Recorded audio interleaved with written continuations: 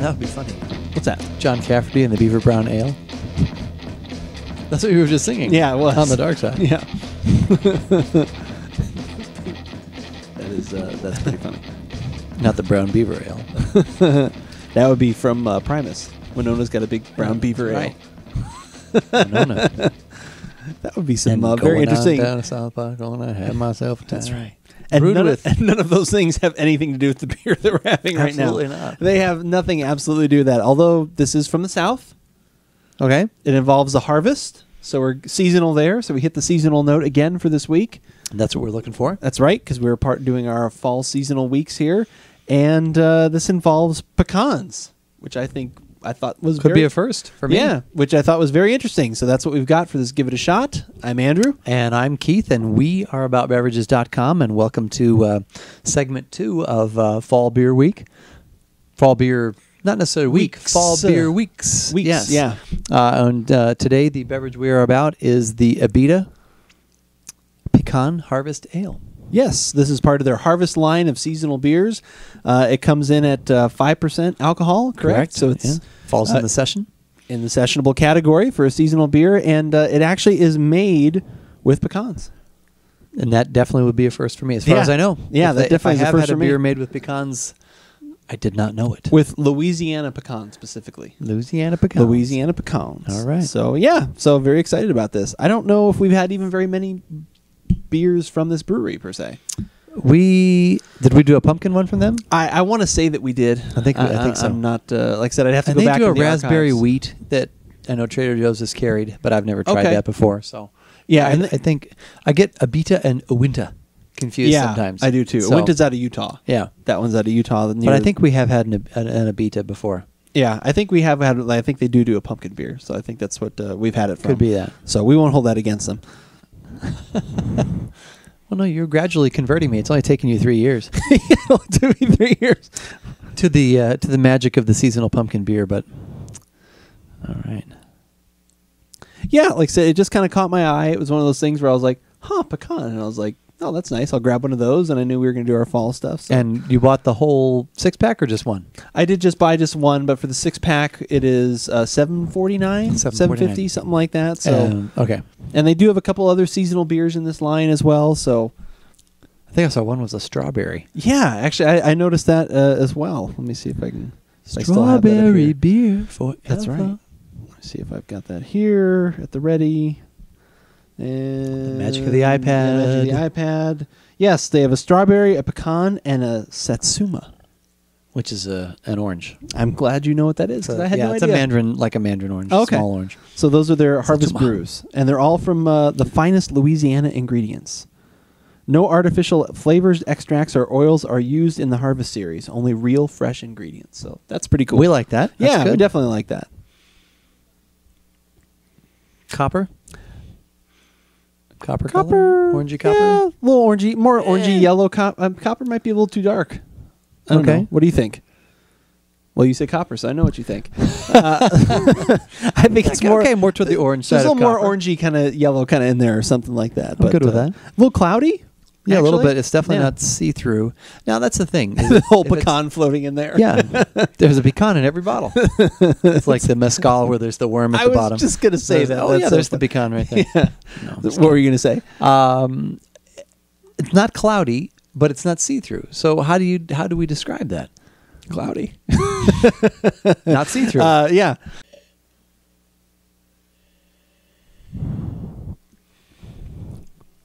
I get like notes of caramel, and then I actually do get a little nuttiness in there. I get some pecan, like Yeah. either a baked pecan or a little caramel pecan, some Like a sort of- brittle almost, like a pecan brittle or something like that, where you're getting some of the, I guess toffee maybe is a little too far with like the brittle, like I said, but definitely there's some nice caramel notes in there, like a pecan pie almost. I get like some something roasted like that. pecan, yeah. Like some of that in there. That smells nice. I don't get the sweetness though. To me, like when you say brittle or pecan pie, to me there's also a sweetness to that. Yeah. To me, I just kind of get the roasted pecan. I guess I only know pecan pie from like afar because I don't really eat it, Oh, okay.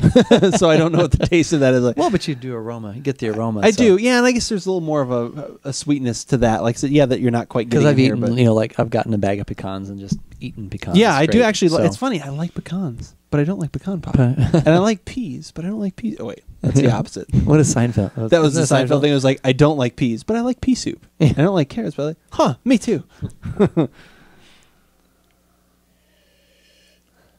Yeah, there's just some nice, just simple aromas in there and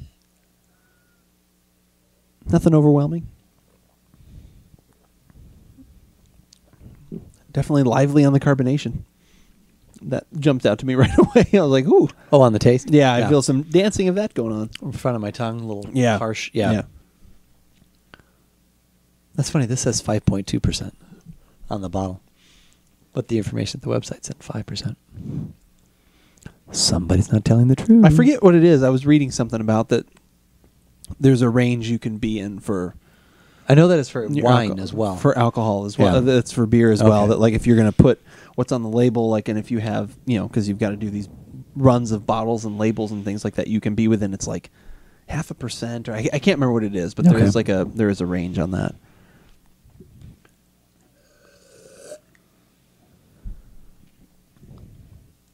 Yeah, definitely that tight carbonation on the front of the tongue. Kind of thin. Little bit, nut, bit of pecan. A little bit of pecan at the back.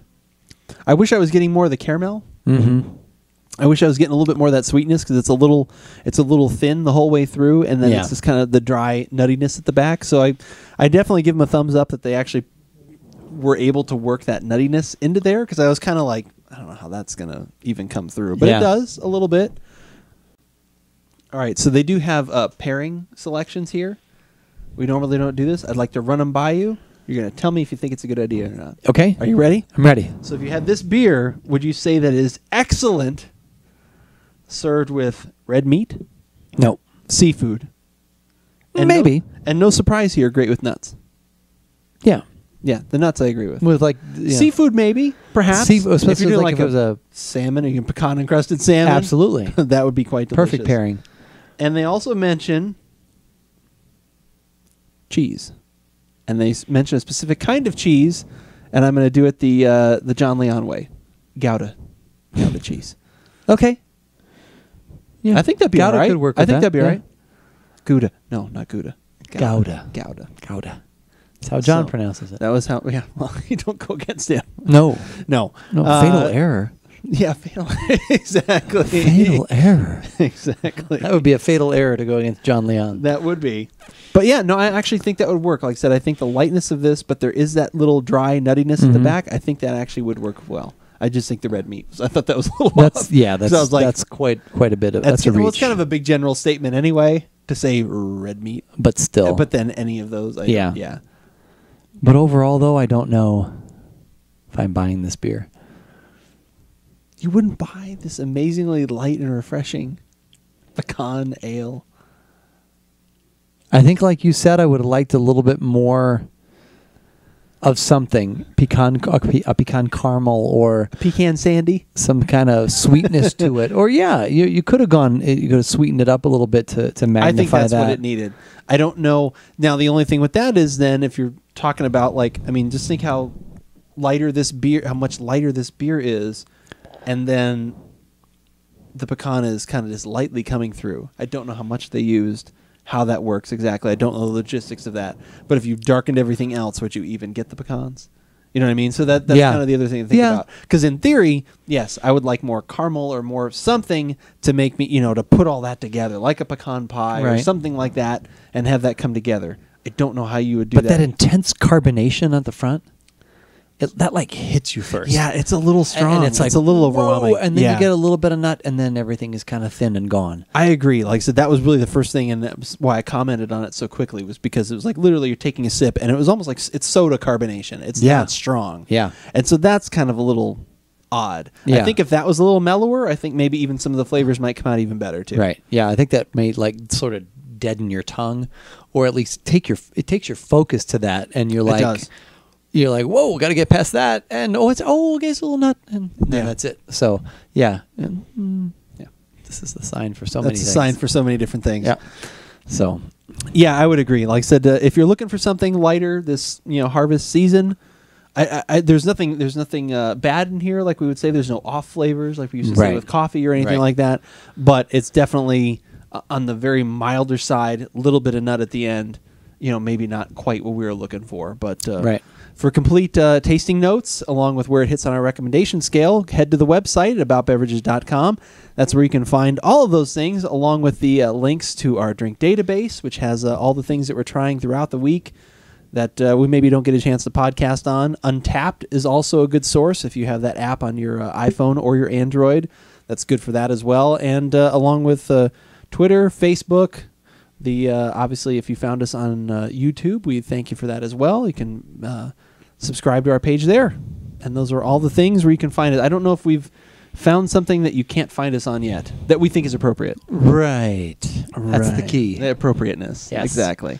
Yes. But thank you for this is the first part of our fall week. We're going to have even more fall seasonal beers next week, and so look forward to that. But whether we like it or not, You should give it a shot.